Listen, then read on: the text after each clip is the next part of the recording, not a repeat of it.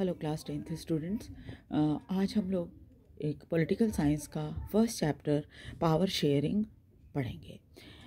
चलिए पहले देखते हैं कि पावर शेयरिंग का मतलब क्या होता है। पावर शेयरिंग मतलब पावर को शेयर करना, या आप ये दूसरे शब्दों में कह सकते हैं कि पावर को डिवाइड कर देना। आपने 9th क्लास में भी ये बात पढ़ी होगी कि डेमोक्रेसी में पावर को शेयर किया जाता है और एक ही ऑर्गन के पास पावर नहीं रखे जाते। पावर शेयरिंग लेजिस्लेचर, एग्जीक्यूटिव और जुडिशियरी के बीच में किया जाता है।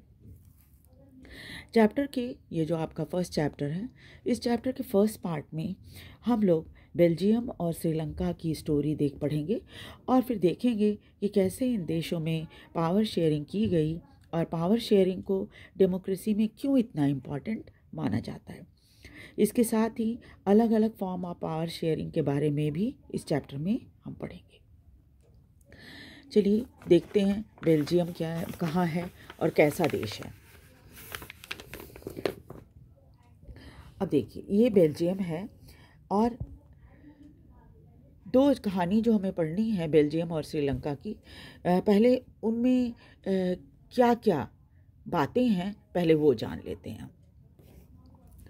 तो क्या है, बेल्जियम एक छोटा सा देश है यूरोप में और आप देखिए कि ये इसका एरिया जो है हमारे हरियाणा राज्य से भी छोटा है और साथ ही साथ क्या है, इसके बॉर्डर कंट्रीज़ जो हैं, जैसे हमारे देश के बॉर्डर में पाकिस्तान है, बांग्लादेश है, चाइना है ना, म्यांमार है, उसी तरह से इसके बॉर्डर में, बेल्जियम के बॉर्डर में फ्रांस, नीदरलैंड्स, जर्मनी और लग्जमबर्ग है।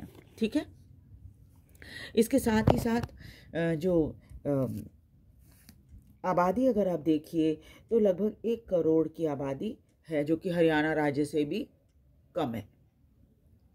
यहाँ का एथनिक कॉम्पोजिशन बहुत ही कॉम्प्लिकेटेड। एथनिक कॉम्पोजिशन मतलब कि जो रंग रूप और इसमें रंग रूप में और कल्चर के मामले में लोग कैसे होते हैं, ये देखिए एथनिक शब्द का यहाँ पर डिस्क्रिप्शन आपको दिया गया है। Social division based on share culture, यानी एक ही तरह के कल्चर को मानने वाले लोग यहाँ रहते हैं।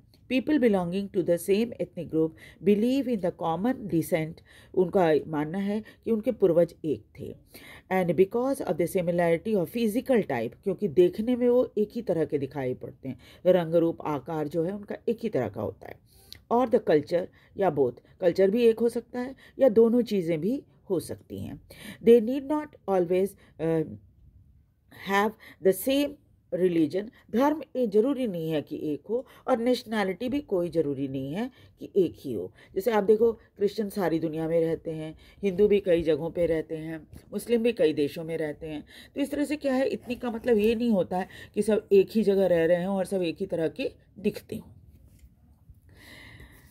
उसके बाद देखिए कि टोटल पॉपुलेशन जो है यहाँ की, मतलब 100% अगर पॉपुलेशन आप देखिए तो उसमें 59% जो है वो फ्लेमिश रीजन में रहते हैं। देखिए फ्लेमिश कहाँ है, ये जो येलो वाला हिस्सा है ये फ्लेमिश है, और वेलोनिया रीजन जो है वो थोड़ा डार्क कलर का है।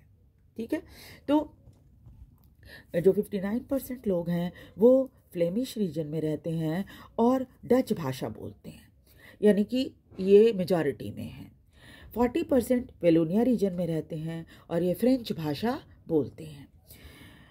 लगभग 1% लोग जो है वो जर्मन भी बोलते हैं। यहाँ पर जो 1% लोग हैं, remaining 1% of the Belgian speak German. और उसके बाद अब देखिए बेल्जियम की राजधानी जो है वो ब्रुसेल्स है। ब्रुसेल्स, यहाँ पर क्या है, यहाँ पर कॉम्पोजिशन बड़ा अजीब सा है। यहाँ पर 80% लोग जो है वो फ्रेंच भाषा बोलते हैं, हालांकि पूरे देश में फ्रेंच माइनॉरिटी में है, लेकिन बेल्जियम में 80% यानी मेजॉरिटी में है। और 20% जो है वो डच स्पीकिंग है, यानी 20% लोग जो है वो डच भाषा बोलते हैं। फिर परेशानी क्या है, कहाँ शुरू हो गई। 40% फ्रेंच भाषी लोग को ऐसा जो कि डच हैं, डच की तुलना में, ये फ्रेंच भाषी लोग जो हैं वो डच की तुलना में ज़्यादा अमीर और ताकतवर हैं। इसीलिए परेशानी इनकी यहीं से परेशानी शुरू होती है इनकी। डच लोगों को का विरोध इस बात से होता है कि उन्हें इकोनॉमिक डेवलपमेंट और एजुकेशन बहुत बाद में मिला। ये मतलब डच ऐसा सोचते हैं वहाँ, और यही से टेंशन शुरू हो जाती है दोनों के बीच में। 1850 और 1860 के दशक में तो टेंशन बहुत ज़्यादा थी, और ख़ास तौर पे ब्रसल्स में डच स्पीकिंग जो कि पूरे देश में मेजॉरिटी में है, ब्रसल्स में माइनॉरिटी में थे। और इस वजह से क्या था कि वो ज़्यादा परेशान थे इस बात से कि उन्हें वो छूट या वो सुविधाएं नहीं मिली हैं जो कि फ्रेंच लोगों को मिली हैं, फ्रेंच स्पीकिंग लोगों को मिली हैं। अब आप देखिए जो दूसरा देश है, वो दूसरा देश क्या कौन है? श्रीलंका। श्रीलंका की बात अगर हम करें तो देखते हैं कि श्रीलंका एक आइलैंड नेशन है, हमारे पड़ोस में ही है, और लगभग इसकी आबादी 2 करोड़ है, उतनी ही जितनी हरियाणा की आबादी है। साउथ एशिया के दूसरे देशों की तरह यहाँ भी बहुत ही डाइवर्स कल्चर, यानी विविधता बहुत ज़्यादा, अलग अलग धर्म जाति के लोग रहते हैं। अब इनका कॉम्पोजिशन आप देखिए, इनका कॉम्पोजिशन क्या है? 74% जो है वो सिंहला स्पीकर है, 74% सिंहला भाषा बोलते हैं।